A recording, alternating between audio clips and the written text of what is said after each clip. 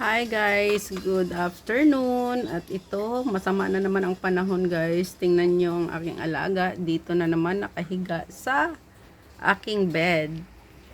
So, ayan guys, ang aking alaga. Siya na ang nakahiga dyan kasi may kulog na naman. At ito ay takot sa kulog guys, si Milk Tea. Parang ano siya, hinihingal sobra-sobra pag hindi ko siya ipaakyat dito sa bed. So, ayan, yung coffee naman.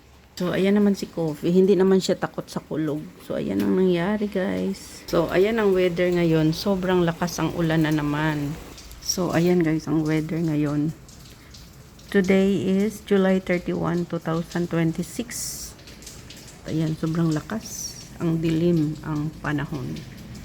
Ayan, guys. So, ayan, may kulog. Ayan si coffee. Inom siyang water. May kulog, kaya takot si Milk Tea. Ayan siya, inom siya ng water. Ayan, palainom ng tubig simula nung nagkasakit siya guys. Sige lang, inom lang. Hanggat gusto mong uminom, uminom ka lang. Coffee?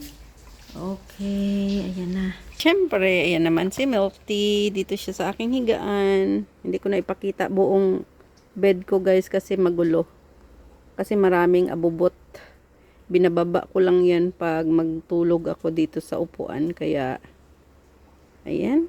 Maraming ipon ng, ipasend sa Pinas. Kaya, unti-unting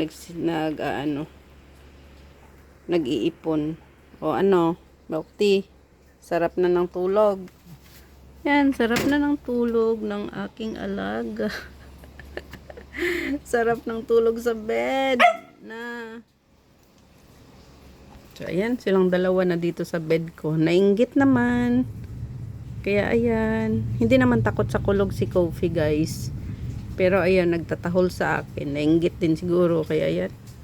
Dalawa sila dito sa bed ko. Milk Tea. Milk Tea.